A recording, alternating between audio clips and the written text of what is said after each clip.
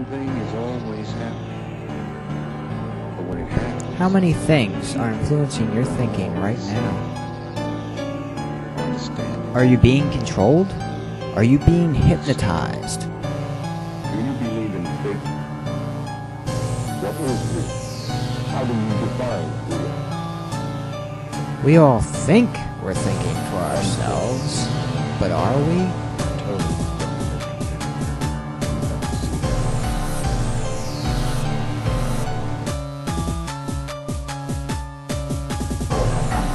Think about this for a moment. What would be the effect if all forms of media were laced with hidden messages, subliminal messages? Not just on the Playboy, but also on the cover of your Bible. People don't always see it or understand it. Not just on a case of beer, but also on the package of your child's toy. How do you define real? Not just on an MTV video, but also on preschool shows like Wonder Pets.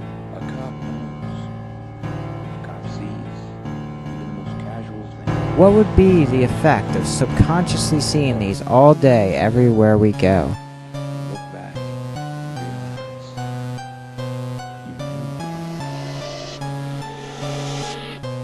Unfortunately, told what the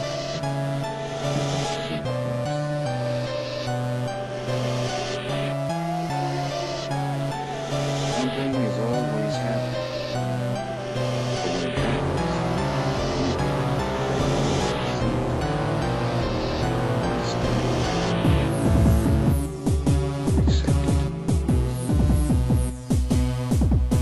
Subliminal messages appeared in art as early as 1300 AD. It's nothing new. It's like a trade secret. Some Renaissance artists used this. unfortunately, told what the Picasso used subliminals.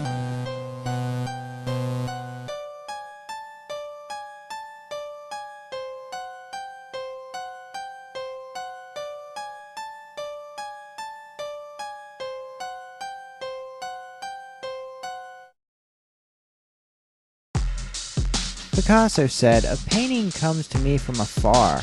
Who knows how far? I divined it, I saw it, I did it. But even so, the next day, I cannot see what I have done myself. How can anyone penetrate my dreams, my instincts, my desires, my thoughts, which I have taken so long to develop and to see the light of day, comprehend what I put into it, perhaps against my will?" He divined it? Does divined mean channeled? What does one channel? Spirits? Demons? In fact, when you interpret most art, you're simply extracting the hidden meaning. That's subliminal technology. Currently, subliminal messages are on all advertisements from corporations. They're also in movies, video games, music, magazines, billboards, the internet, and TV. It's not just here and there. It's everywhere. It's a fact, and lots of people know about it.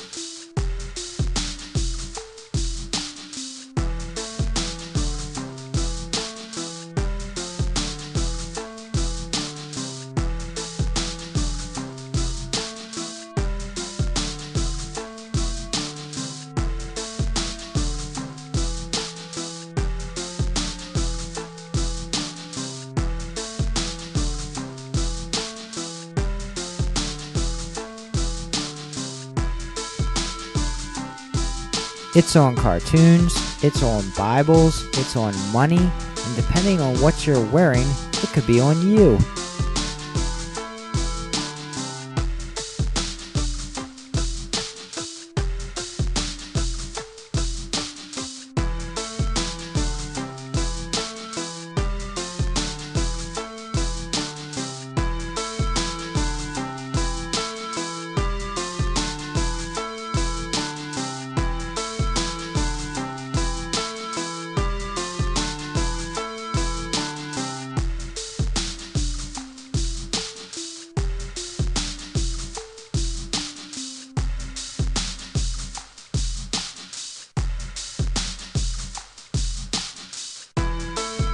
I have videos detailing the subliminal messages in the Idiocracy, The Passion, and 9 movie posters.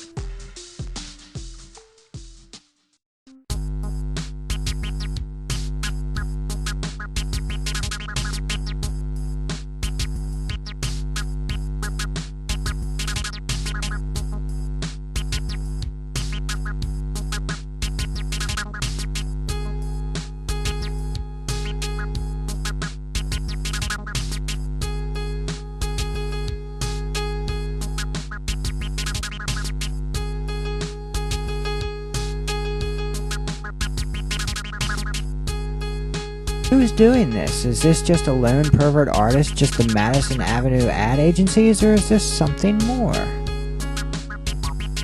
To determine the effects, we must first examine what the content of the subliminal messages are. The word sex, skulls, devils, faces, naked people, sex organs. Satanic, occultic symbols, other profanity, 666. Often the sexual message will involve children and animals.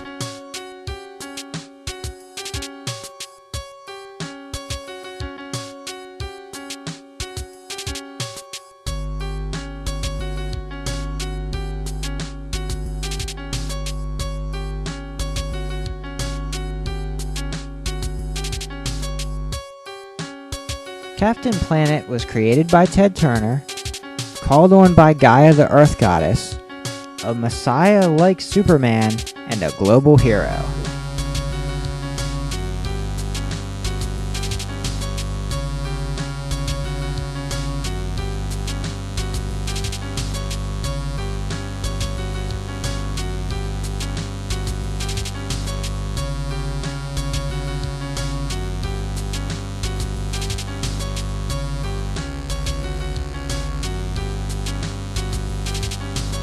Ted Turner gave $1 billion to the UN. What kind of global government was Ted Turner trying to create? His plotline in his wrestling show, WCW, revolved around the team called the New World Order. Ted Turner created a new 10 Commandments.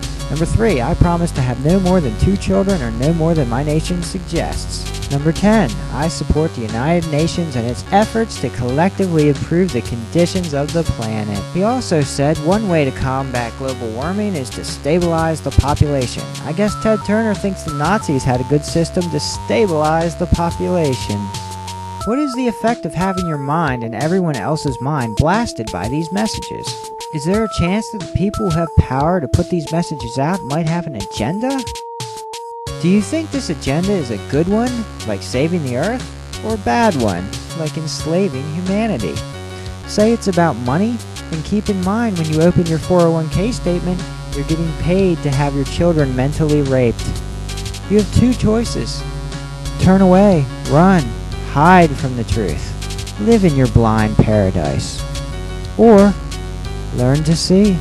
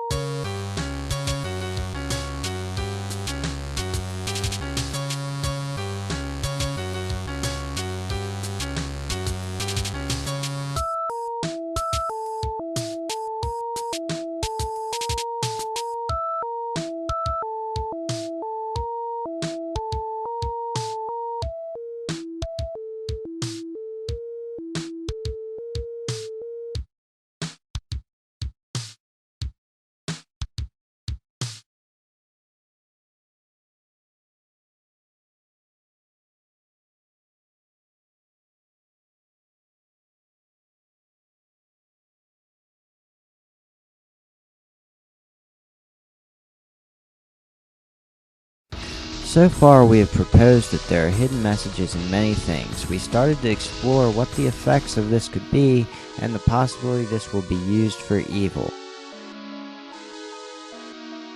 Before we attempt to shed some light on the unknown truths of this fascinating subject, let me say a few words about my mission. This is a non-profit project. There are no paid advertisements in this. I do not work for the government, never have, never will. I'm not a socialist. This is not to control your mind, but to break your mind control. I believe in Jesus, however, this is made for Christians and non-Christians alike. I have no intent to convert anyone to anything. Endlessly we argue our opinions, trying to convert each other to our way of thinking. If they don't conform to the way we think, in our minds we see them as less than us. From a couple's argument to a religious war, control is the name of the game. It's this proud idea that what we imagine in our own minds should be believed by others that keeps us from truth. I believe that God is perfect. I also believe that truth is perfect. Basically, truth is an aspect of God. So in serving truth, we serve God. How can we be sure no one controls our mind? To find truth, one must be objective or reasonable. This means that one must look past their bias blinders when filtering information we receive. Wisdom from above is first peaceable, gentle, easy to be entreated, full of mercy and good fruits, without partiality and without hypocrisy.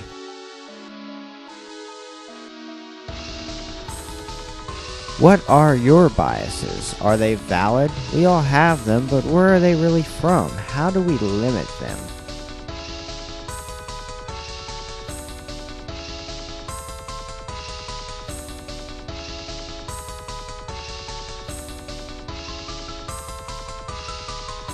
How often are we just reacting to bias, not using our objective thought? What if our biases are manufactured by an outside source?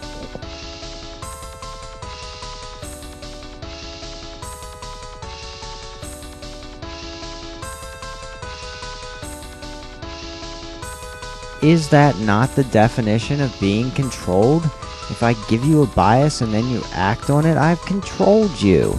If I put this bias in your mind without you even knowing it, or having the chance to filter this information consciously, that's definitely mind control. I had to ask, how long have advertisers used subliminal messages? I've established that some artists have, going back hundreds of years. Okay, how about 1957? My fellow Americans, I'm pleased to tell you today that I've signed legislation that will outlaw Russia forever. We begin bombing in 5 minutes.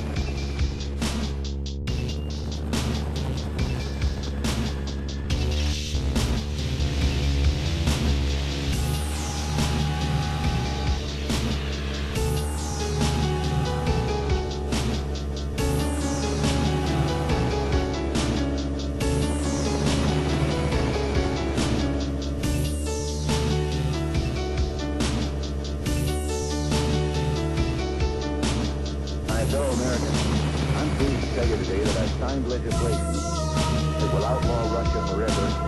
We begin bombing in 5 minutes.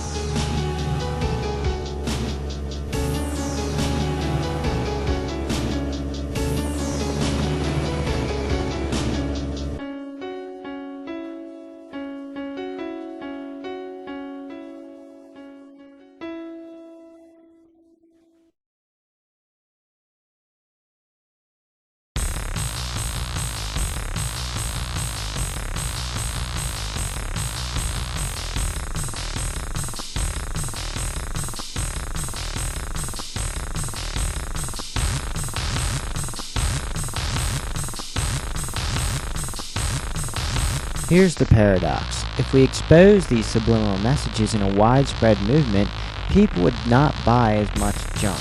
If people do not buy as much junk on a widespread scale, that would cause a depression, a large depression going by recent history.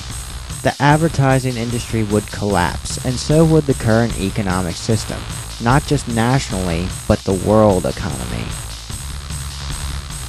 Then, in a matter of seconds, the socialists would sweep in to take over as the supposed alternative to corporate capitalism.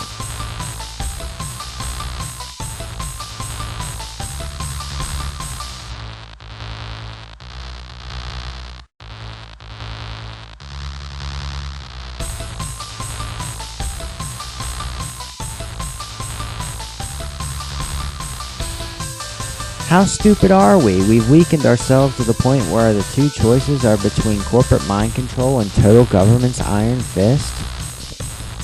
Both corporatism and socialism are collectivist systems. The individualism of America's founders is dead. Long dead. Not dying. Dead.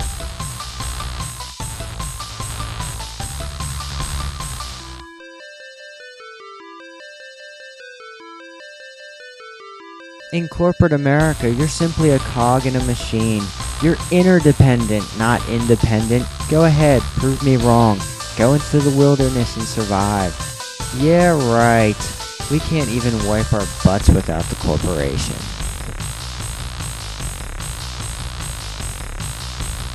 We must not accept either form of collectivist control. We must fight the corporate mind control as well as the socialist bureaucracy. I run a small business through eBay. While eBay is a corporation, one with plenty of problems, it's one of the few places you'll find individuals buying and selling to each other. I find it disturbing that Walmart and several other large corporations have used their profits to lobby Congress to pass laws that would make it impossible for small business owners like me to do business.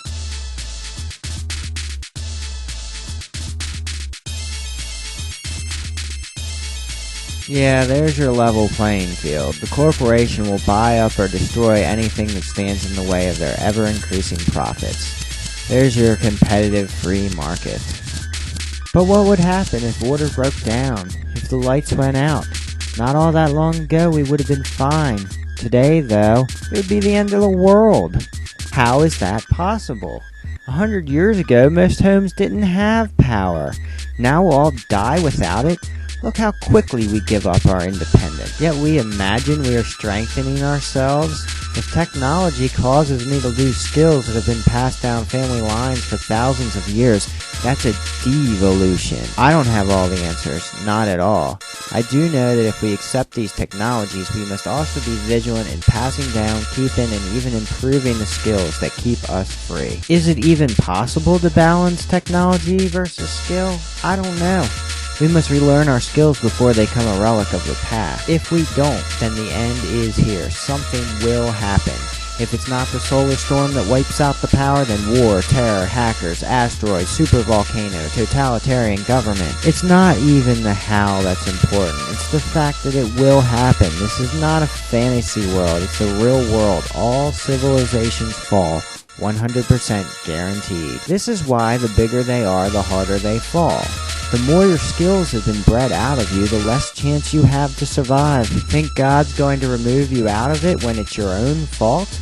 Well, you're neck deep in the great deception, and you need to read what's written, not what your bias has filtered. Finally, for the sake of yourself and everyone else after you, learn some real skills. Teach them to your kids. Stop relying on technology and the corporation to do everything for you.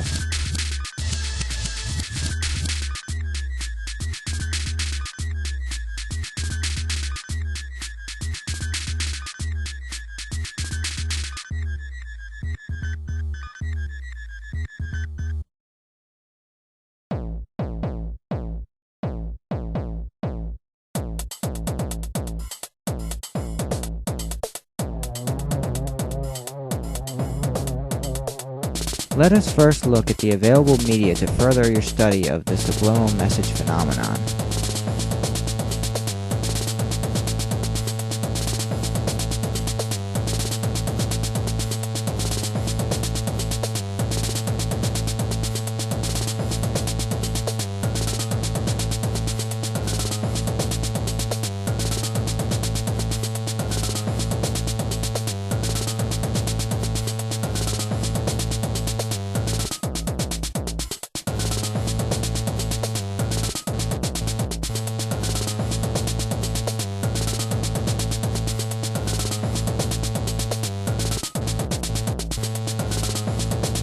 Those are the main books, but there are also others. There's one current documentary, and the one upcoming is called Programming the Nation.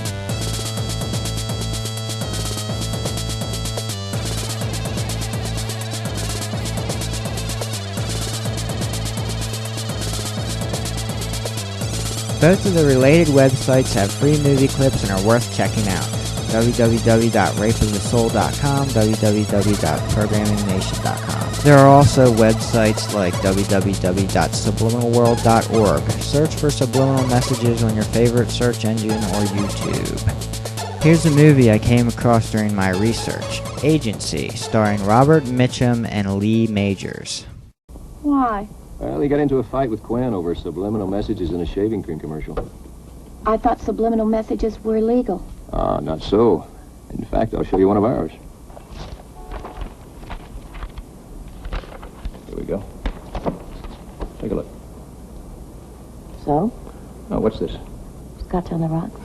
Aha. Take a closer look at these ice cubes. See that skull? Hmm. And on this one, looks like a death mask, doesn't it? Sort of. No, it is. Tony Flynn retouched the ad. He airbrushed the photo and then drew in the faces. What for? Maybe it's a death wish. The media boys think it appeals to heavy drinkers, you know, self-destruction and all that. Anyway, it helps move the merchandise. I don't believe it. Is that what you people do all day? No, some of us put phallic images in perfume commercials and others hide lewd photographs in cigarette ads. I just can't believe that a few brush strokes that nobody can see on an ice cube is going to sell booze. Ah, but that's the point. No one consciously sees it, but it registers. It works. The service tape. I can bring it up or fade it down as I see fit. The message registers, but the viewer's not conscious of it. On the commercials that ran, my subliminal message was embedded in the videotape at 1/300th of the intensity of the surface message. I got through to my audience, Morgan. I retired the chairman of the Senate Foreign Relations Committee. That's one more knee-jerk liberal out of the way. How do you know he wouldn't have lost anyway? Consider the technique. Our candidate was trailing by 9 to 11 points in all the polls up until a week before the election. No sweat changed all that. Well, I suppose your next step is the White House. Precisely. It's a devastating weapon, Morgan. Let us into the living room, we can enter the mind. It's power. Whose power? Our power. Public opinion is crucial. Someone must use a guiding hand. And you've chosen yourself for that privilege. Not at all. I've been hired, financed. I am in philosophical agreement with the people I work for. So that does make it cozy. Who are they? The names don't matter, Morgan, though you might recognize some of them. Let's just call them an elite of power, or maybe an influential elite who understand the value of manipulating public opinion. You know, Mr. Quinn, I'm going to expose you. I think not, Morgan. Nor have you any right to. The public wants to be led. It needs to be led. And we have long-term plans. What a great idea. A picnic on the lunar surface. I don't know how this happened, but I forgot the chocolate planet mix. Oh, no. There needn't be an emergency. Chocolate Planet is available everywhere. Subliminal messages for children, too? It's the next generation. They spend 6 hours a day watching television. We can plant seeds. What's beneath that commercial? It's not all negative, Morgan. Really, it isn't. The concentration of power is healthy. It's like a vacuum cleaner that sucks up all the chaos and disorder and gets rid of it. It's as simple as getting a few messages across. It gives you the right to clean up anything. In the end, people will always think for themselves. But deep faith in human nature from a man who's built a career on suggesting the differences between laundry detergents, mouthwashes, and dog food. Philip, you leave me speechless. Chocolate milk drink that will turn you There's into nothing on the a Chocolate lunatic. Planet commercial Chocolate yet. Planet. It's like an unloaded gun. We begin programming it tomorrow. Without you, I'm afraid. This time, do it right. Morgan, I had such hopes for you. Is the purpose of advertising to sell a product? Does one sell a product to make money? Do you think that some people would do almost anything for money? Have you ever noticed advertisements using sex appeal to entice you to look or buy? Does 2 plus 2 equal 4? The small business owner may create, advertise, and sell his own product. If something's wrong, we face the direct consequences of our actions. Not so in the corporate world. A corporation is a business minus personal responsibility. That is precisely why one incorporates a business, for limited liability. By legal definition, a corporation is a person. It's this person that assumes most legal consequence.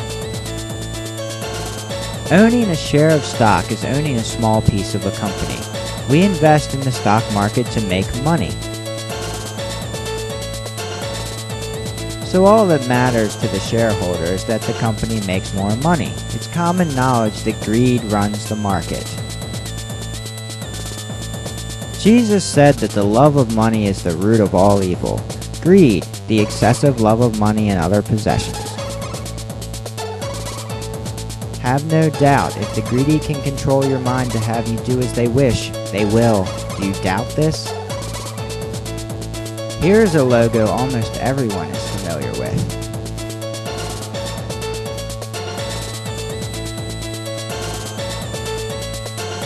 Nothing odd, her breasts are covered by her hair. Let's look at the anniversary blend package for more insight.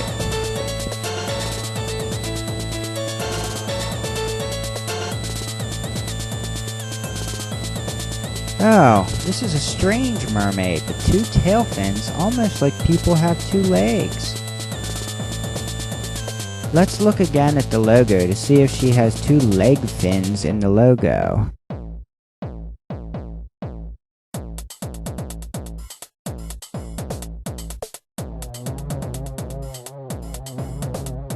That's odd. What are her legs doing up there?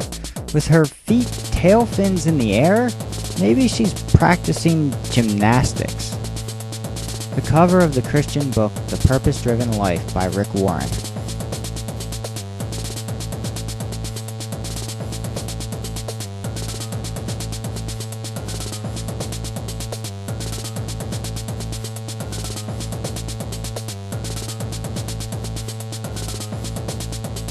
I changed the hue to red. The human brain decodes yellow inefficiently.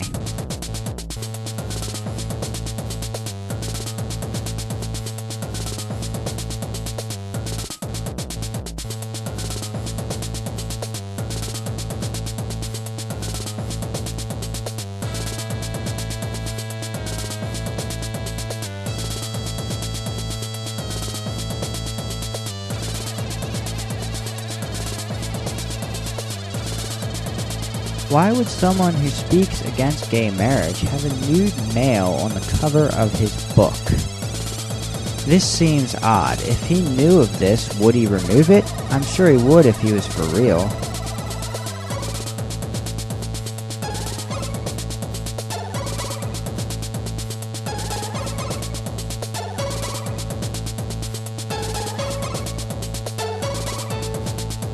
I would like to give everyone a quick introduction into perceiving subliminal messages. There are several common ways subliminal messages are used. The method I'm primarily covering is the subliminal visual embeds. These visual embeds come in many forms. Most of these visual embeds seem to be able to be consciously perceived. Here are some conditions that will help you see subliminal messages. You must be somewhat relaxed. You must be objective. A closed-minded person sees only what he or she wants. You must observe the image for more than 10 seconds. They only expect you to view a print ad for 1 to 2 seconds. You cannot consciously perceive a subliminal message that fast. And finally, you must look at the image critically. After you accept these principles, and as soon as you understand the camouflages and the basic placement of the messages, you're ready to start finding these hidden messages. This is part of an actual ad agency recruitment document sent to someone posing as a recruiter. The course itself is an adventure into mental frontiers that challenge even the most stalwart individual. You'll learn the hows and whys of taboo imagery, group motivation theories based on collective anima symbolism, and how to slow the thought waves and enter the alpha, theta, delta levels of the mind. The emotional meaning of colors, shapes, and patterns, plus your basic illustration and airbrushing techniques. Techniques that will put your newly acquired secret knowledge to work for you. Initiation into psychological concepts and manipulative stratagems of the art course often comes as a shock to those naive individuals the computer mispicked.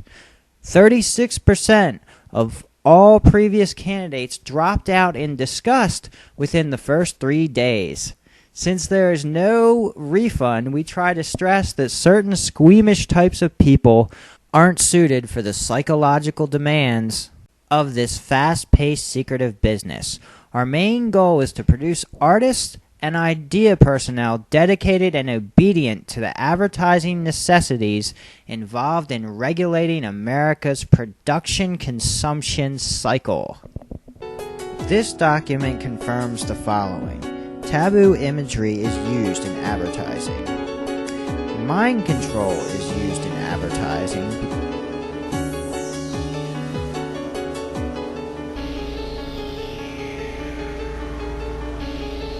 Secret knowledge is being taught. It's so shocking that 36% drop out in 3 days to lose $2,578. And they feel they are regulating America's production-consumption cycle. Here is another part of the document.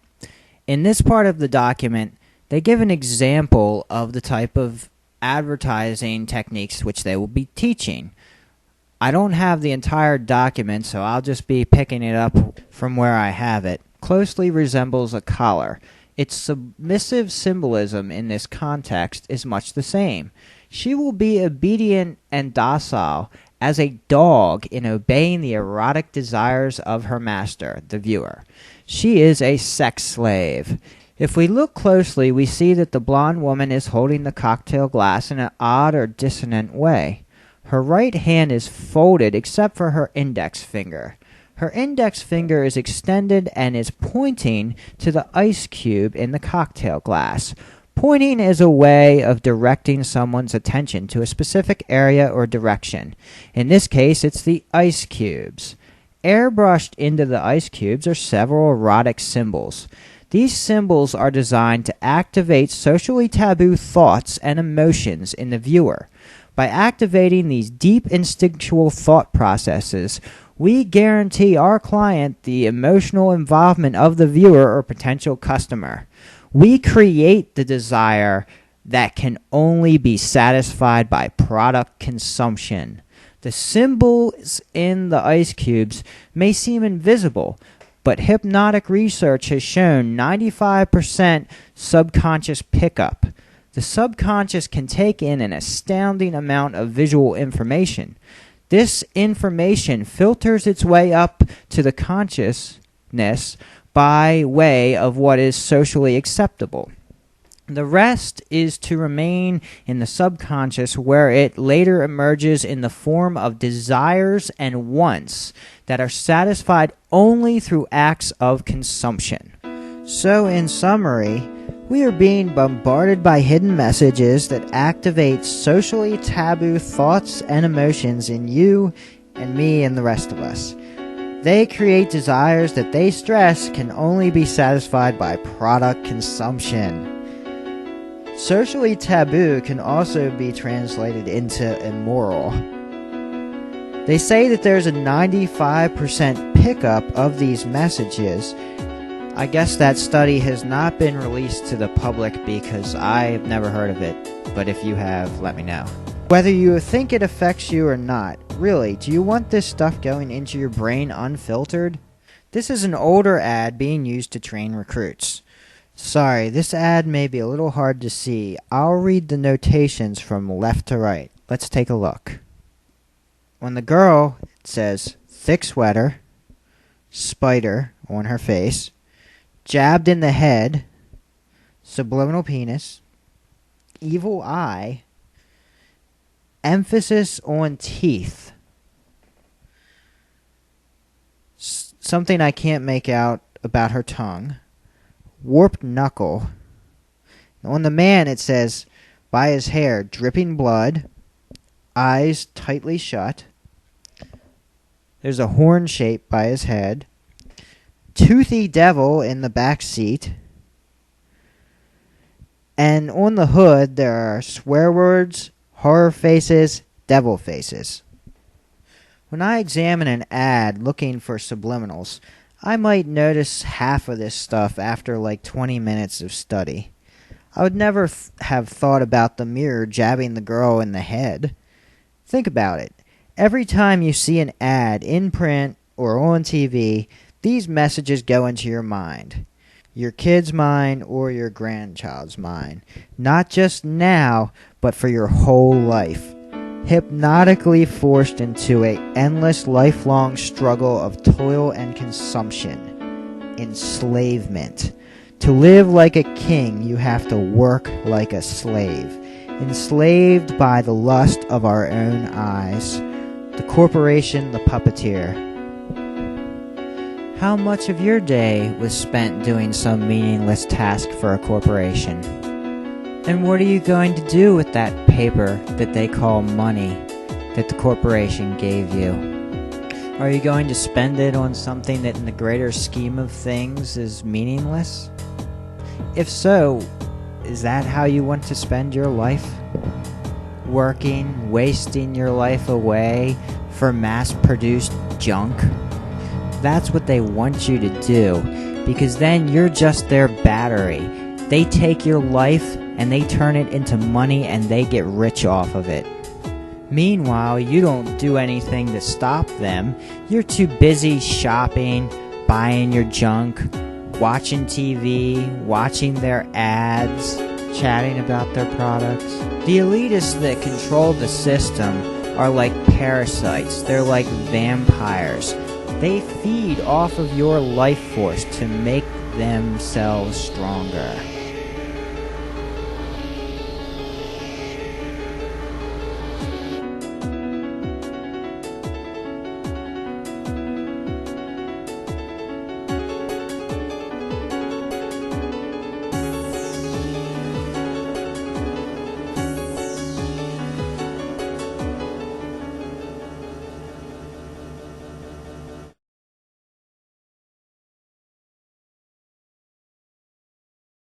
The subliminal messages that I cover are using several visual techniques. The most common technique used, I feel, is fainting. This is where a word or image is faintly displayed in a slightly darker or lighter shade than the background. Almost equally as common is the simple duplicitous camouflage. One image doubles as another. On the surface it's one thing, but deep down that's just a cloak for the true meaning. A wolf in sheep's clothing. If you look on most print ads and product packaging, you will notice there's almost always a background pattern, or something like clouds, water splashes, smoke, steam, crackles, waves, hair, fire, ice, snow, vines. It is in the color variances of these patterns that many subliminals are found. Placing subliminals is essentially the entire purpose of these backgrounds. These faint images hiding in the background of the advertisement are consciously perceivable. We call them subliminal because they are designed not to be seen, but they can be. When determining if a subliminal was placed in an ad intentionally, or if it's the product of chance, we must establish intent. Subliminals are most often placed around the product name, between the product name and the product image, or between image elements. Look for any patterns in the background that are out of place, unnatural, or just inconsistent. There are two colors that make up the fiery seeming background behind the cloaked skull. These color splotches have the sole purpose of hiding subliminals in this book cover. To see these subliminals, all you have to do is look at the two shades of the background separately. Look at the light-colored shapes as the foreground and the dark as the background. Now, do you see any area that has an unbalanced amount of the foreground color? That would be our subliminal. In this case, a cloaked skull, just like the cover's main image. Then another on the right with a bright right pupil.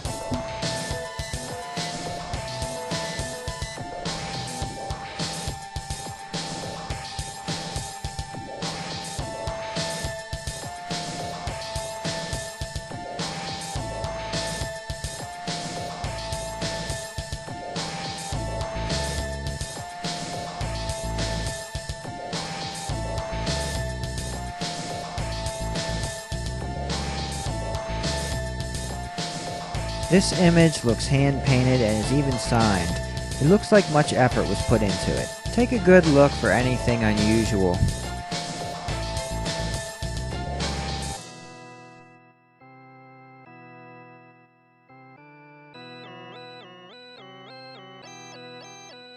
I'm going to focus on this area. Embedded in the snow on the bottom of the pine trees are a few instances of the word sex in white. Next is the morphed smirking devil on Santa's bag. The morphed smirking devil is one of the most common faces embedded. This one, I feel, shows proof of intent. It's outside the realm of chance that the word sex would appear large and clearly on Santa at the bottom center of the cover. This image to me looks unnatural. It seems to be similar to the camel man I mentioned earlier.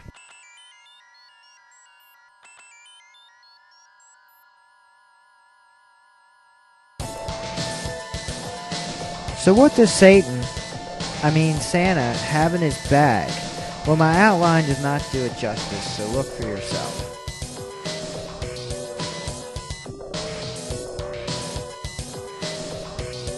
Maybe an unconscious victim of Santa?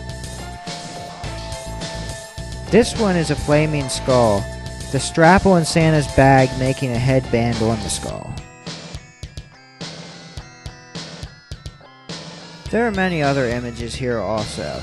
A well-drawn face on Santa's bottom when turned sideways.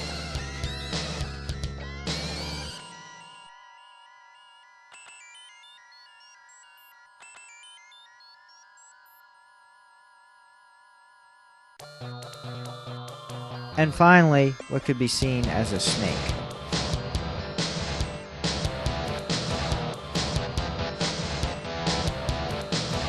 One surefire way to spot a lot of subliminals is to look for the double O's. Usually seeing these are the first step in perceiving a subliminal skull, face, or female figure. The wallpaper in this image is simply camouflage for the skulls. Notice in this one the skulls are around the P&G brand name. Sometimes the subliminals are just strange. Look at this girl's hand. It's just not possible. I can't hold a plate and have my hand look like that. They modified it, but why? It's not like they were fixing something and just decided to leave her hand all looking weird. It's intentional. Take a good look at this ad. Notice anything strange? Like a Jabba the Hutt-like creature waving at us from atop the man's head?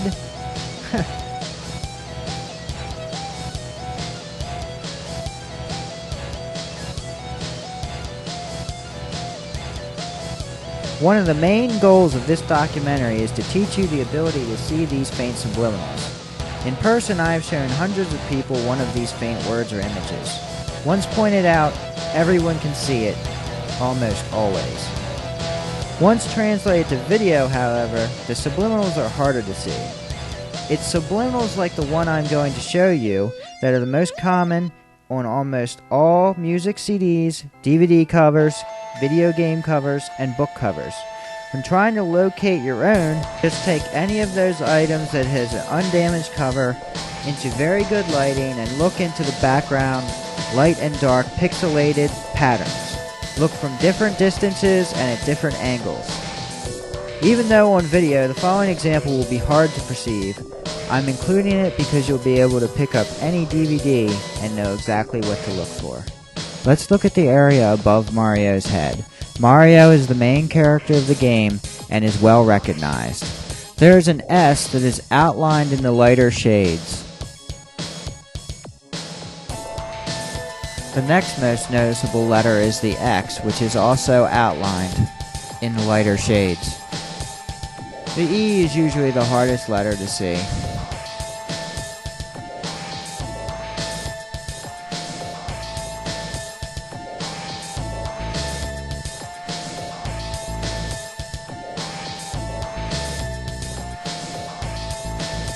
Here I've used a Photoshop effect to show the disturbance in the colors in that area above Mario's head.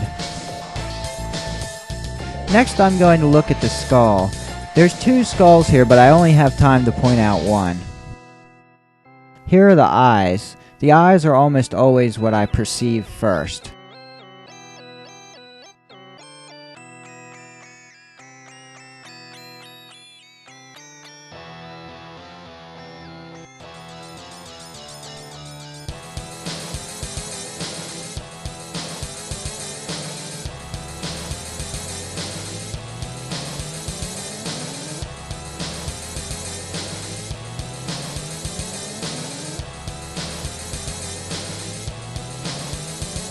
To the upper right and the upper left of the title, we will often find subliminals. I would ask anyone skeptical to look at the actual cover of the game and not just go by a video that's been through a lot of processing.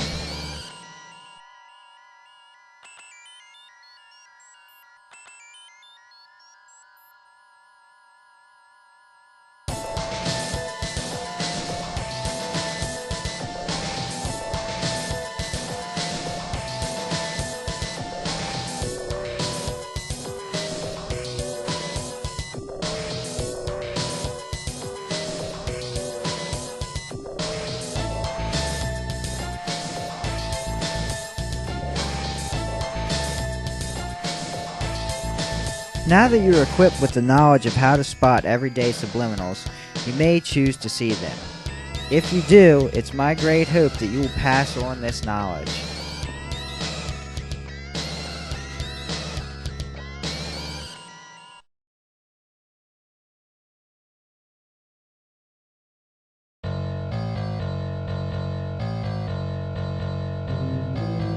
The modern corporate use of subliminal messages was born from the teachings of Freud and Carl Jung.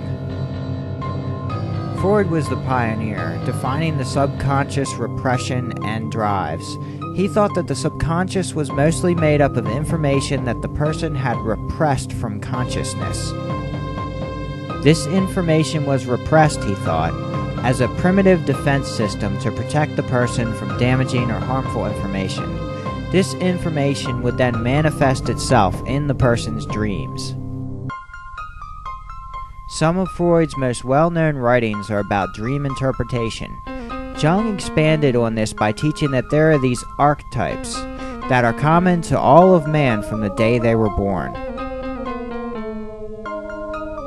Present throughout all of history, in all cultures, and all religions, they reside in the primitive area of the brain and are thought to be a collective consciousness.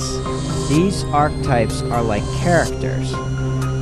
Jung found that these symbols are deeply affecting when a person experiences them in their daily life. They tend to evoke intense emotions and personal connection. Jung researched ancient civilizations, and he found that the ancient systems of hermetics and alchemy examined unconscious symbolism just as Jung's modern discovery. Even the rituals of Babylonians and Egyptians seem to use this to hypnotize the masses.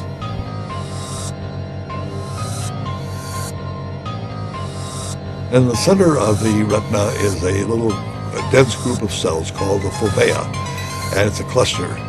And this fovea moves in saccades. When you have the perception that you're seeing the whole scene, you're not. You're seeing point to point to point. Now, wherever this fovea hits, you're going to perceive what it's hitting in the eye, the object it's reflecting at a conscious level. So if you were to put something in that aid with the unconscious, you would plant it off fovea. Now, the early studies of this were done with billboard advertising. It's astonishing. I mean, these billboards, they work this thing out very scientifically. They're quite expensive media. And then they came up with a machine called the pupilometer, which did the whole thing electronically, and made it very simple for any even relatively small advertising agency to test its ads with this. But it tracks what the eye is actually striking and perceiving at a cognitive or at the unconscious level. The brain is taking in all the information. I think in perception you have to assume it's instantaneous, operating, as they say, at the speed of light. And it takes in everything. It's total. Everything goes into your brain. Artists use subconscious stimulation because they don't necessarily have to tell you what they're doing. It's fantastic. They can get you to buy a product. They can get you to buy a religion, buy into something. And by using a sexual stimuli in combination with horror, they can infer the blasphemy, if it's Christianity, for example, the horror side, but make you feel good about it because there's sex involved at the same time. And to do it all subconsciously or unconsciously is the key, because when you're looking at something, your eye is picking up every detail of it subconsciously, but you have to focus your fovea on the very pinpoint of the particular painting, picture, or walking down the street. And if you don't do that, you're not going to pick it up. You're not going to remember it consciously. Artists use this because it's extremely powerful. You get the message across without actually telling the person consciously. These things have profound effects upon the subconscious. And if you can introduce these into an art form, you embed that idea of the art into the brain very, very deeply, and it will persist indefinitely. Otherwise, art is simply a picture, a drawing, a sculpture. It has no meaning at all beyond just simply something you observe. Subconsciously perceived data comes out in dreams. A Christian might see this as an access point of the soul. Everything beyond conscious perception is a portal that bypasses conscious critical thinking to implant a thought or idea without the viewer accepting the thought. Literally mind control. I wondered though, if everyone uses subliminal technology, wouldn't they cancel each other out? I mean, wouldn't that put brand A and brand B back on equal footing? However, there's much more to this story than choosing brand A over brand B. This is about the wholesale change of man's behavior on a society-wide, even worldwide scale. According to science, man has a primitive part of the brain that is responsible for drives, survival, fear, and some other primal instincts. This area is called the limbic system. You might call this the animalistic part of the mind. Some people call this the reptilian brain or the lower mind. This part of the being a Christian would call the flesh. The part of the brain being bypassed is the cerebral cortex, which is responsible for logic, philosophy, and cultural belief, to name a few things. Now maybe you're wondering, what does this have to do with sex and skulls? I will tell you the secret. When fear and anxiety are felt, this not only causes the data repression of the ad, but also activates the lower mind. Being in this state of mind, hormones are released in reaction to the stimuli. Primal instincts are enacted, and the person loses the ability to reason effectively. It's proven when people are in this state of mind, people will buy more. You will buy to feel secure, even vote a certain way to regain your security.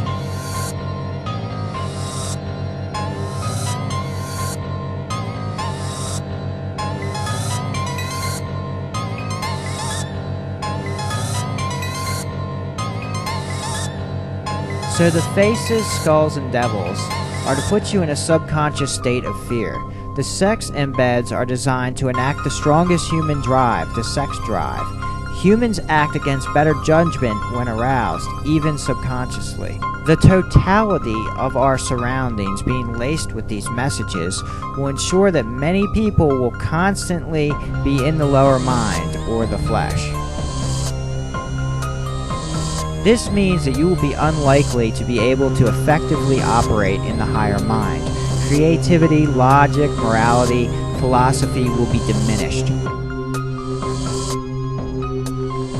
You won't be thinking about your purpose in life, having a positive impact on other lives, or even pondering the truth that our reality has actually been carefully crafted by the power elite.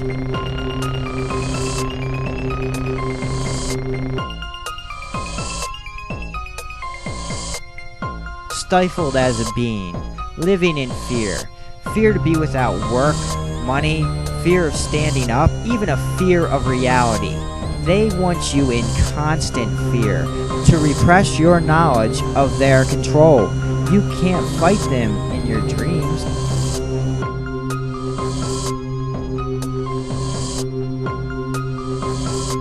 Notably, Jung found that his symbols have long been present in the occult.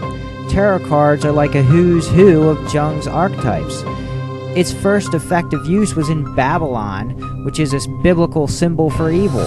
Isn't this nothing more than a scientific understanding and breakdown of the occult, then modernized, compartmentalized, and reworded into modern mind control? This new occult, it's like a magic spell. Now it's thought of as a technology, the science of the soul, and they know how to use it. Think about this. People are tapping into this power for money and power. The spell is etching the visions of sex, skulls, devils, and pornography directly on your soul. They have sold their souls for money and power. What they must do in return is exactly what you would expect from their master, the god of this world, Satan. That's what it is always, isn't it? To derive power from hurting the innocent. This trap reduces man to nothing more than an animal, living only by instinctual drives, fears, and lusts. What you must understand walking away from this is, subliminal mind control is the modern occult, and they are waging war on our souls. Tune them out, and you can snap out of this hypnosis.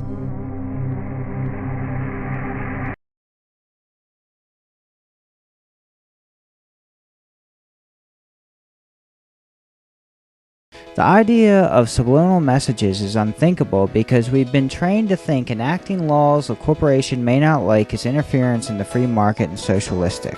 The corporation versus socialism is a false paradigm, both of which create their own special version of hell on earth. The socialist utopia is unattainable due to corruption and sloth. The corporate capitalist utopia is unattainable due to selfishness and greed. Thomas Jefferson believed there were two main political forces. These forces evolved into two basic parties, one being the authoritarian aristocrats or monarchist, the other being the party of the people, Democrats, Republican, Whigs, or Liberals. Jefferson obviously was on the people's side of this paradigm. The authoritarian side of this has changed. Not only that, but both current U.S. parties have the names of historic anti-authoritarian parties. Both parties claim that they're for individual freedom, and they both claim that the other is trying to take away freedom from the individual or a minority class. Political parties may now and then answer popular ends. They are likely in the course of time and things to become potent engines by which cunning, ambitious, and unprincipled men will be enabled to subvert the power of the people and to usurp for themselves the reins of government, destroying afterwards the very engines which have lifted them to unjust dominion. Were parties here divided merely by a greediness for office, to take a part with either would be unworthy of a reasonable or moral man. It is the steady abuse of power in other governments which renders that of the opposition always the popular party. I hope we shall crush in its birth the aristocracy of our moneyed corporations, which dare already to challenge our government to a trial of strength and bid defiance to the laws of our country. The aristocracy lives on through the corporation. As we know from recent history, all promises of restoration of individual rights are gone shortly after the election. Then they go to work chipping away at the rights still available, handing those rights to themselves, Wall Street, corporations, unions, or whoever orchestrated their rise to power. Next election, the backlash starts the process of returning the power to the other party, who is offering to restore some of the lost rights. They have no intention of doing anything other than repaying the powers that got them elected. Disregard the one or two bones they throw you. There is no solution to the loss of our individual rights to the corporation or the government within the two-party system. The parties hate people who think for themselves. They want candidates who conform exactly to the party platform. Any outsider must be crushed. The romanticized version of the corporation is one that portrays it as private and competitive. Collective and individual are opposites. A private business owned by a person or a family is the only form of private business. When one of these private businesses incorporates and issues stock, it's called going public. It's sold to the public through stock. In communism, all business is publicly owned. The true antithesis to Marxism is actually individual private business. Both the corporation and the state-owned business are owned by the public. They are both collectivist entities, they are both in opposition to the individual, and they are both in opposition to competition. They seek to remove individual power and hand that power to what the collectivists call the public. The past generations were led to believe that being pro-corporate was patriotic because they felt the corporation powered us to overcome Soviet communism. This is a deception.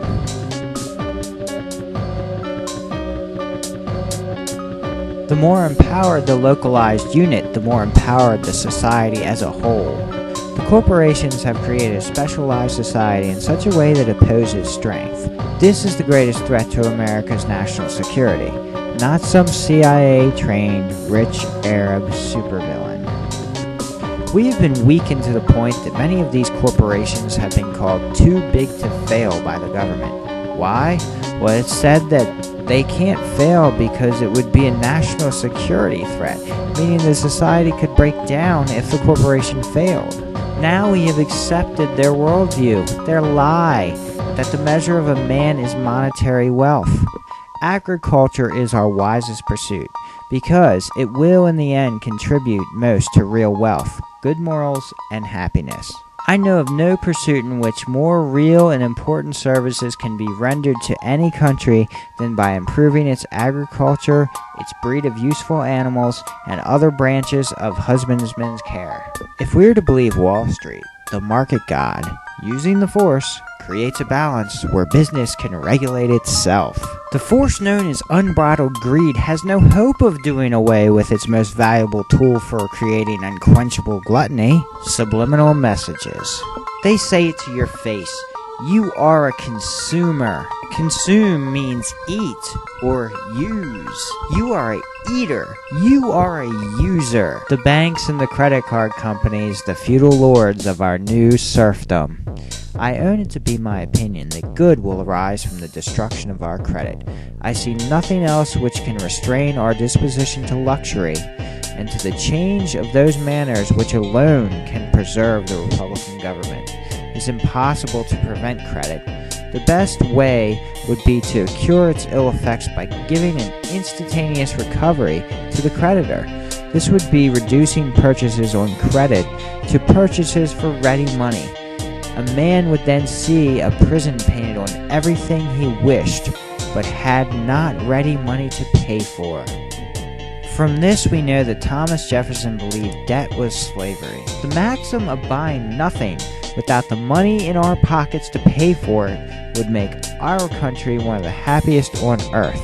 There must be some regulation, at least to regulate subliminal manipulation. It is far from acceptable to use mind control to enslave us through debt. An individual can have morality, but a corporation cannot. At the very least, business cannot be allowed the use of mind control. The extent that man will go to manipulate one another for profit or power is amazing. It's the backbone of all human history. The selfish spirit of commerce knows no country and feels no passion or principle but that of gain.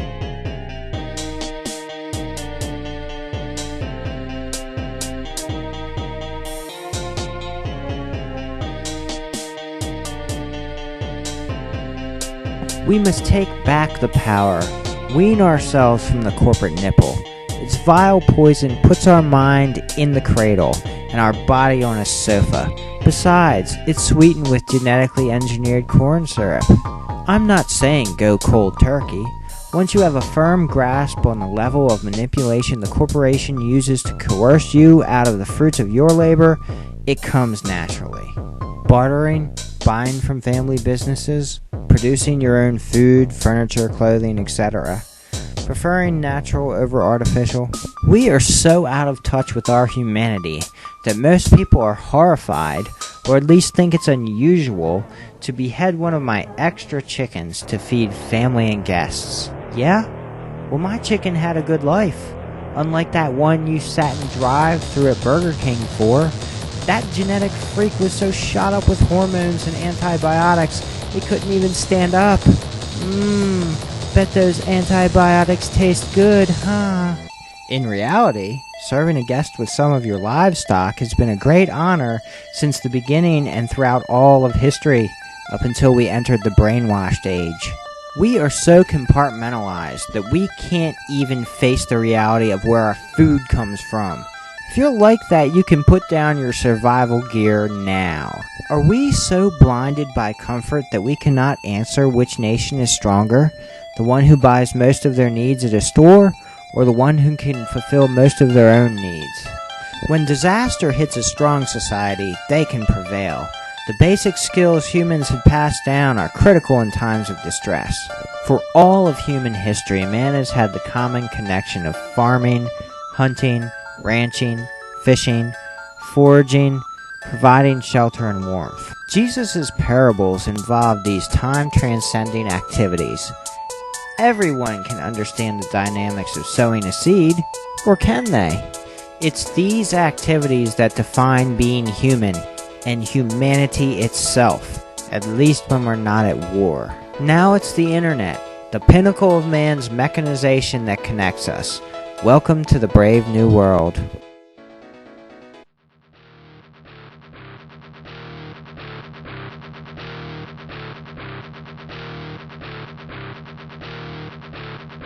For the most part, I've yet to provide a solution to these subliminal messages. First thought is legal action. There are 2 laws forbidding subliminal ads in the US. One from the ATF banning subliminal messages in alcohol ads. One from the FCC stating subliminals in TV are illegal. I was originally planning to detail links to file complaints to these 2 agencies, the ATF and FCC. There are links on these 2 websites to complain. But what I found was just another shock in this surreal journey. I quickly looked at the ATF website background. Momentarily I thought, hey, this looks pretty clean. This was not the typical background that I find subliminals in, because it's not heavily camouflaged. This thinking quickly disappeared as I looked at the bottom right of the flag. I just could not believe it. It's an exceptionally easy to see subliminal sex. But I have to say, when you look at this, it's not too subliminal. Great. And as of the time of the making of this, it's still up and they don't know I'm going to expose it, so it may be up for a while at atf.gov, the homepage. What makes this an even better example of a subliminal message is that it also makes use of an optical illusion similar to duplicity. Behind the word sex is a man's face, with his upper body in a suit and tie. The left eye is part of the S, and the right eye is the loop in the E.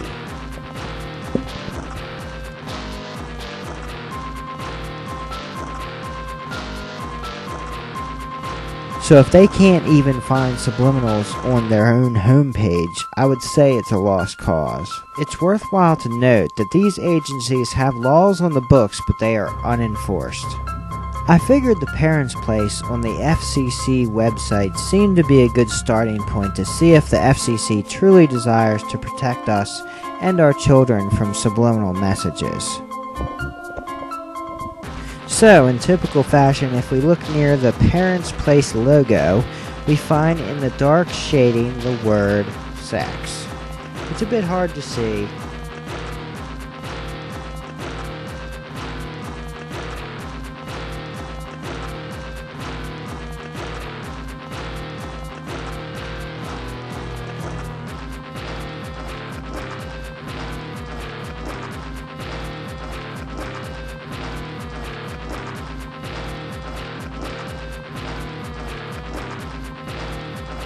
It's really the other part of the banner that I find to be more disturbing. Let's first notice the cloud-like background is reused several times. In the very center of the tile, we find several subliminals.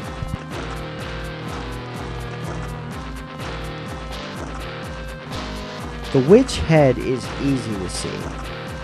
Fairly defined features. Right in front of her, facing sideways towards her, is a devil or demon. It's drawn a bit cartoonishly and has what appears to be an arm reached out. We have a small object with a face that appears to be an infant. On the side looking in is an alien or demon head with teeth. Maybe he's looking to see what the witch and devil are going to do with the infant. The more important question is, what is the FCC Parents' Place and the FCC going to do with our children?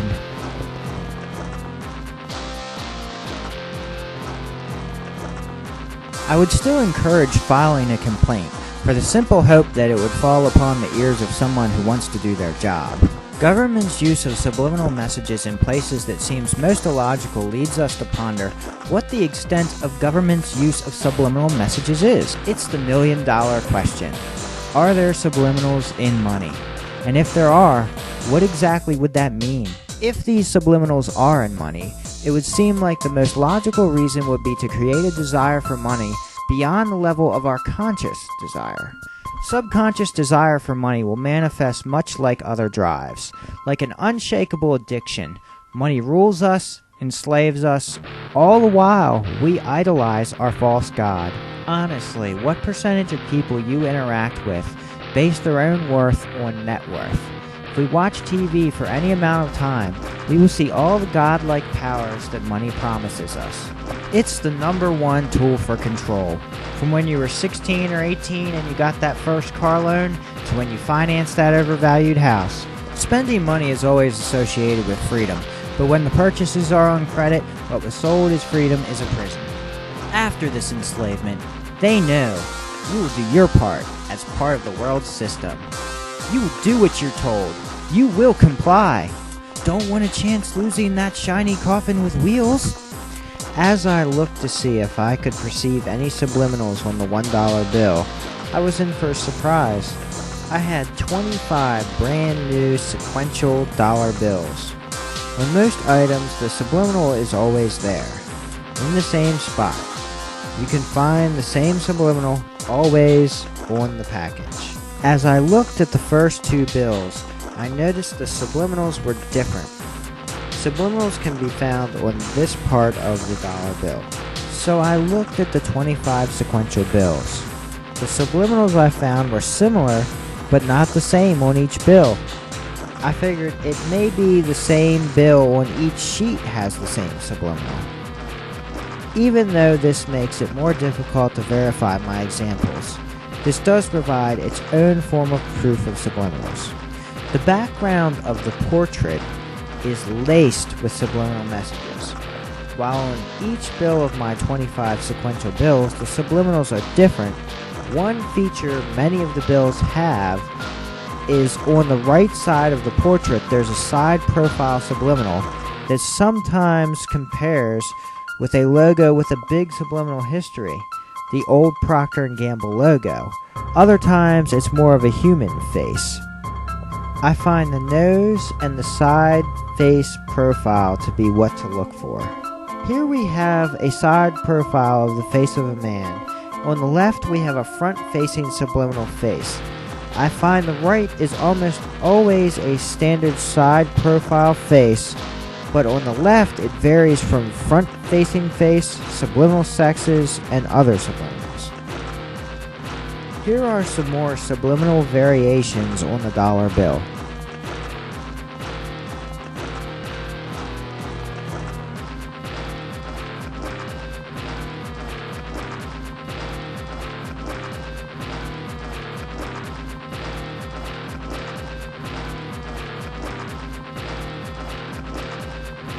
Here as I show the mouth of the right and left subliminal faces and skulls, notice you can see the difference on each bill.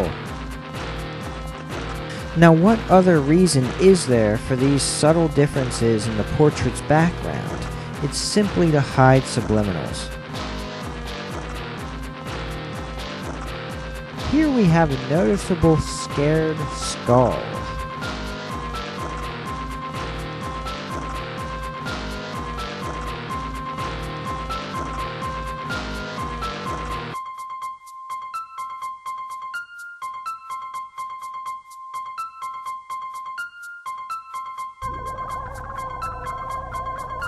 If you don't believe it, get some crisp bills and look at the differences in the backgrounds. You'll come to your own conclusion. If you think I'm incorrect, then don't just be a skeptic. Look and prove it to yourself in an unbiased, honest way. What other uses of subliminals has government made use of? We have these two well-known campaign subliminals, but the parties are just a divide and conquer tactic. We have the Hang Obama, hang in red, white, and blue at the top of the screen, and the healthcare rats. I'm not for Obama, Bush, healthcare, or subliminals, so I won't be voting for any of you. Then we have this British stamp.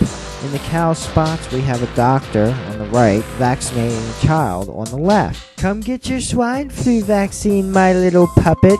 It'll make you feel good. What will they sell us next?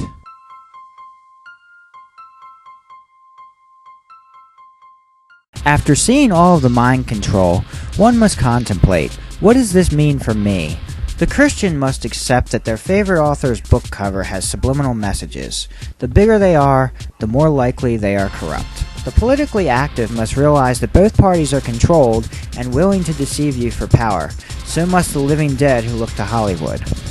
The media reinforces the biases and opinions you have, that you think you are, but were placed in you to make you a pawn in the war for minds and souls. Satan is known for tempting people. When we look at the advertising industry, we should see a force of mass temptation. Even if the result of overconsumption is poor health, financial ruin, slave labor, death, or if I were a conspiracy theorist, planetary destruction. Showing the perfect food to get us to eat more, selling beauty and sexuality, drugs to extend your life or numb the pains of life. But what happens when religion uses subliminals to evangelize? Doesn't that make the offender satanic and evil? This would completely invalidate any message and show the hypocrisy of these people who seek not God but money and power. Here are some subliminals other people have found. The first is of the Methodist and the second set is Jehovah's Witness.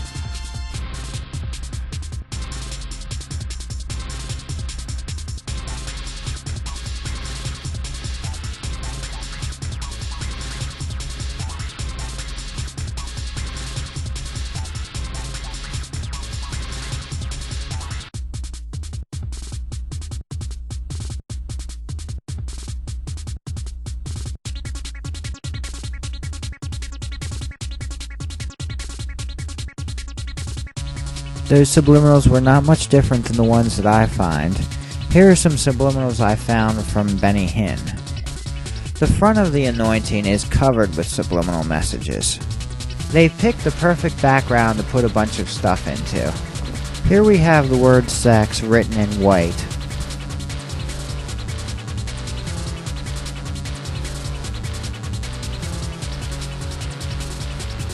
Next we have a small sex up by the author's name, Benny.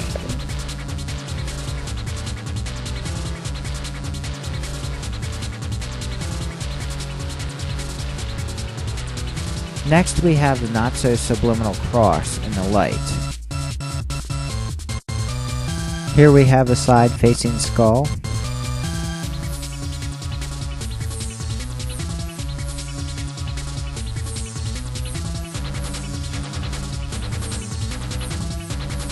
And yet another sex. Oh goody, another Benny Hinn book loaded with a bunch of subliminals. A devil face.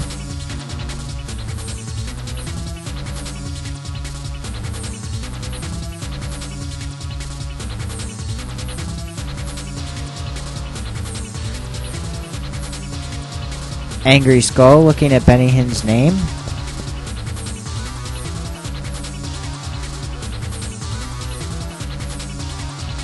In Jesus' description of the people who inherit the kingdom in the Sermon on the Mount, Jesus lists the following attributes: the poor in spirit, those who mourn, the meek, those who hunger for righteousness, the merciful, the pure in heart, the peacemakers, those persecuted for righteousness' sake.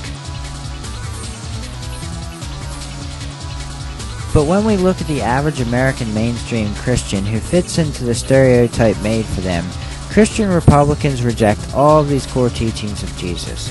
And it goes on to say, you receive God's message for free, give it away for free.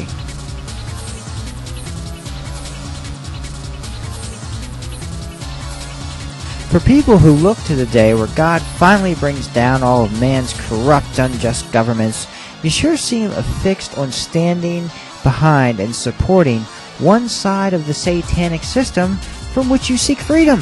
There was a process from the late 1800s to the mid-1900s in which American Christians were gradually manipulated into giving up God's kingdom to become part of man's system in direct opposition to God's.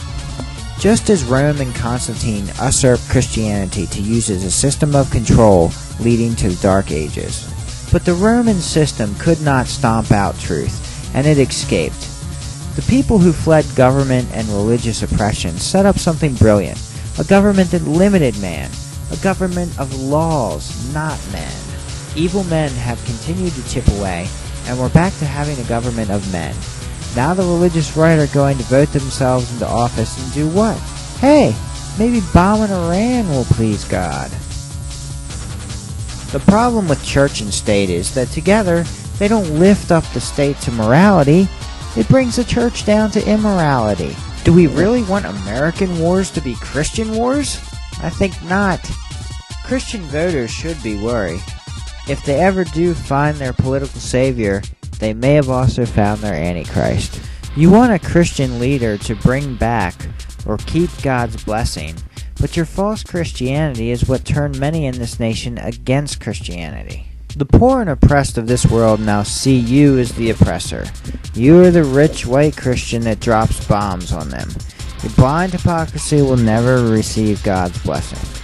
But there are only two possible prophetic outcomes for America, neither of which is being the shining city on the hill. It's likely the masses will be so angry with American corporate capitalism that they will be led to destroy the system and replace it with global socialism. In this scenario, the world would receive enlightenment that the monotheistic religions are to blame for all of the world's ills. Economically, that would be Christian America, who are complacent or supportive of corporate economic world domination. Fitting in with that would be the World Trade Center towers, are representative of economic Babylon and the world economic system.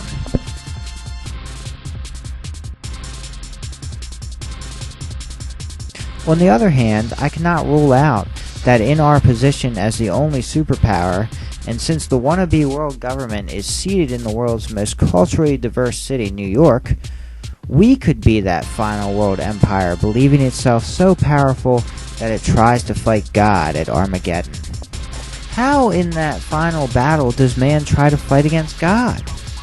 Well, how about when a sovereign nation wants to live by the rules of their God, no matter which God? What do?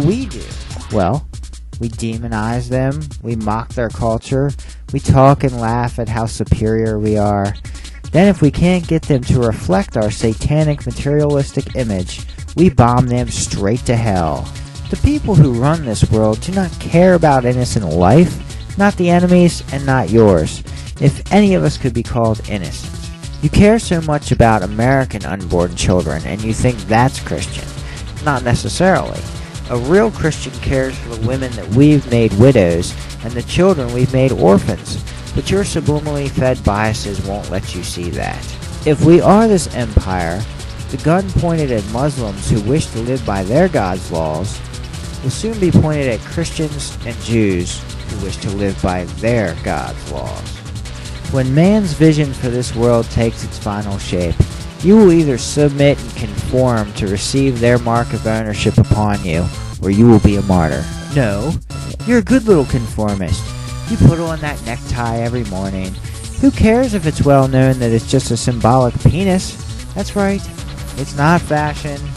I mean, what other purpose does it have? I think they look stupid. You just look like a total pawn to us that are awake. Hope you don't wear that penis around your neck to your corporate church. What do you think or say when someone points out that your favorite Christian holiday is in reality just a pagan adaptation established in Rome, paganizing the original Christian experience? Eggs dyed in baby's blood, anyone? It's Easter, you know. Eggs, rabbits, fertility goddesses. No? How about we shower each other in gifts from our crimson-cloaked mole god? How can it be that American Christians have faith in God and reject the world system, yet they faithlessly pop pills and smear chemicals on their skin for beauty and youth, eating chemicals, injecting chemicals? Your faith is in man, money, and material. Your heart is known from your actions. But woe to you that are rich, for you have received your consolation. Woe to you that are full now, for you shall hunger.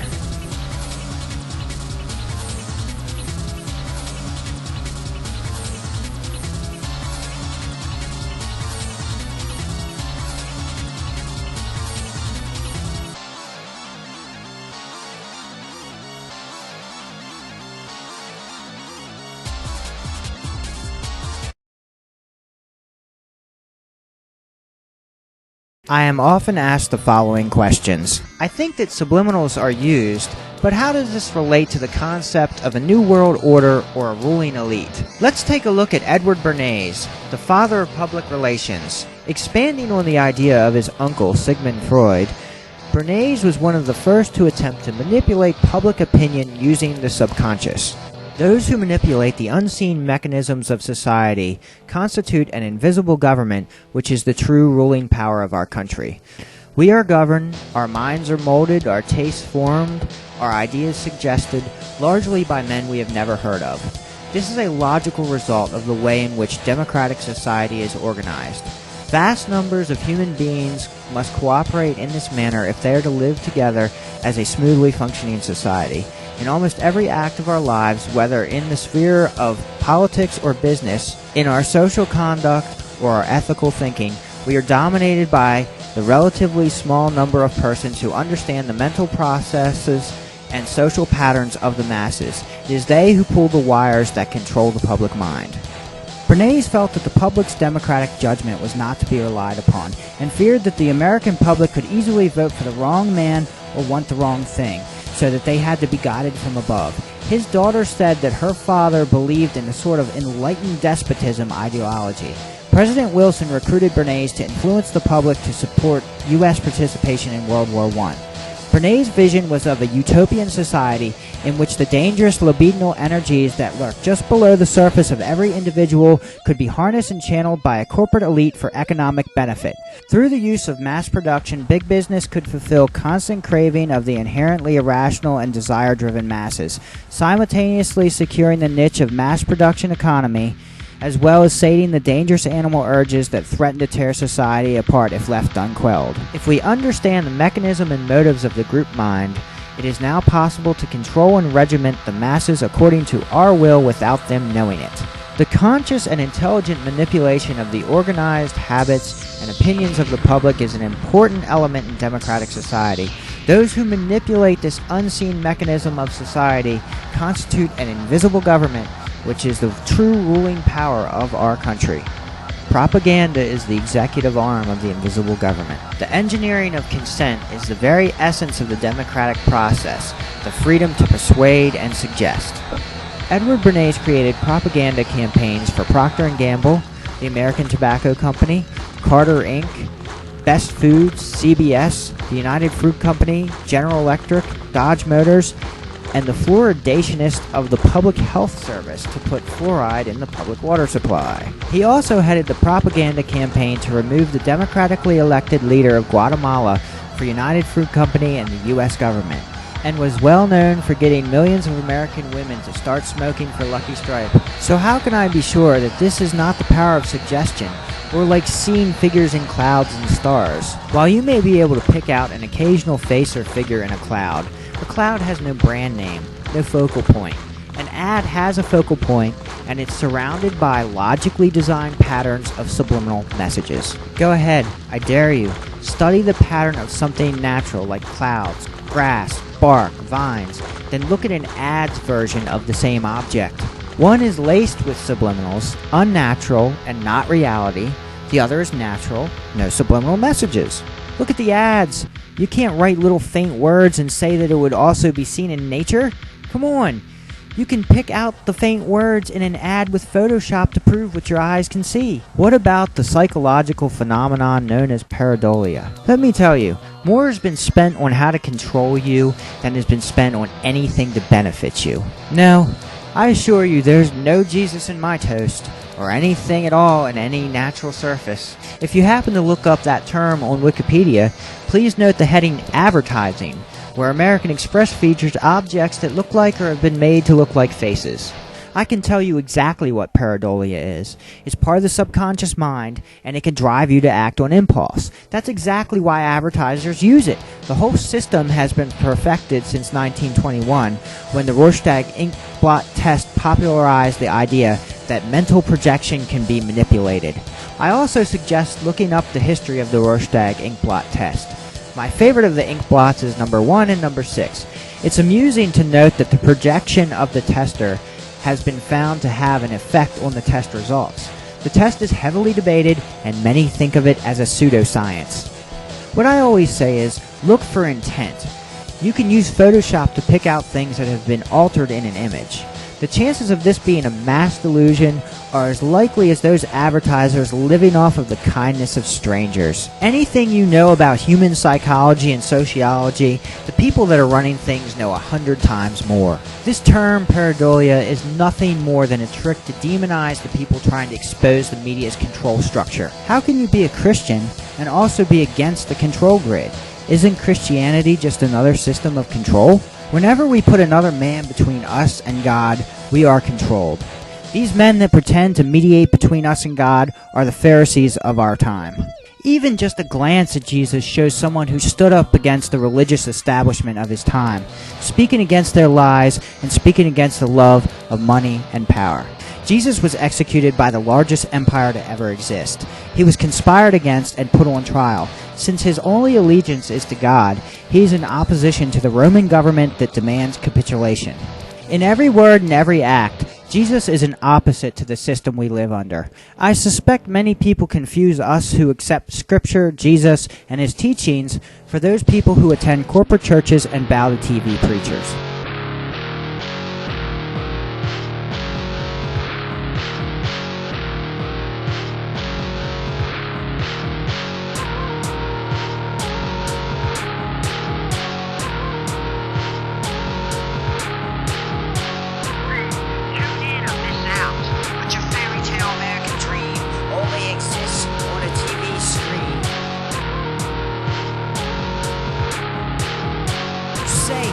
don't buy your product, I'm not a good parent.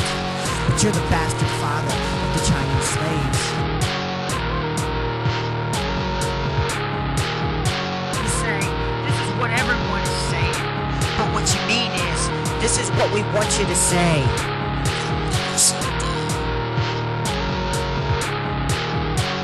Tell us every vote counts, but you run those parties.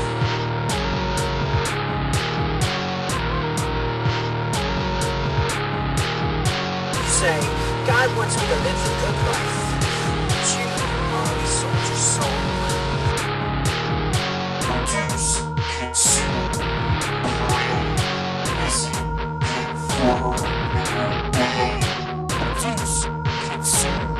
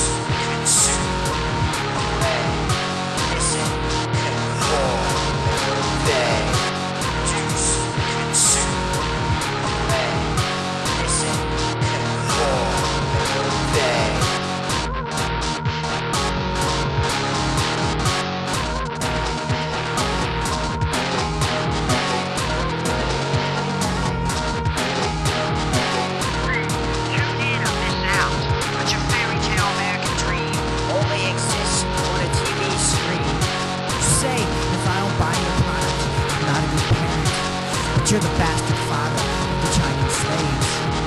You say, this is what everyone is saying. But what you mean is, this is what we want you to say.